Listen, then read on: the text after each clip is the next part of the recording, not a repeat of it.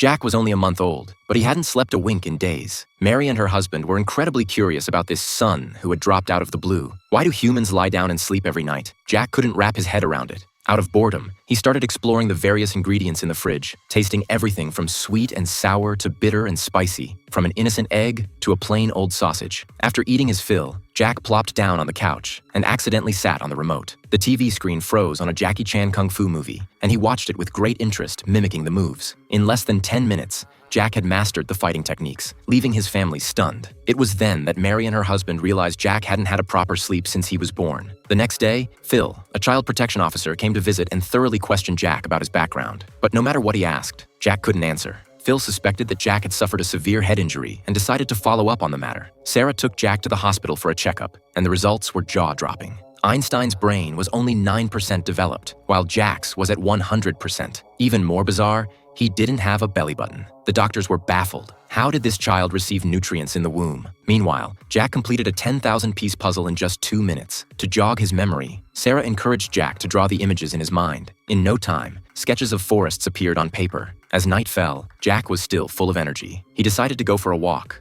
unaware that a group of mysterious individuals had been tailing him for some time. In the nick of time, a neighbor's dog barked, scaring off the unwanted visitors. Out of curiosity, Jack crouched down and quickly mastered dog language, chatting with the pup all night. Seeing that Jack wasn't sleeping night after night, Mike decided to tire him out with physical activity. They both participated in a full marathon, but Jack vanished in a flash. Since Jack's arrival, the whole family had been as exhausted as if they'd had triplets. In a moment of frustration, Mike blurted out, "It's not like you're our biological child anyway." Little did he know, those words pierced Jack's tender heart, and he quietly ran away from home. Eventually, Sarah found Jack deep in thought, perched on a large tree in the forest. It turned out that a harmless joke from his brother Tommy had convinced him he was an alien. Mary and her husband reassured him repeatedly, and Jack finally returned home. Suddenly, a radio caught Jack's attention. The noisy airwaves made him feel incredibly comfortable. Amidst the cacophony, Jack finally fell sound asleep in the bathtub, having the first dream of his life. Beneath the large tree where Jack once stood, a set of bare bones lay quietly.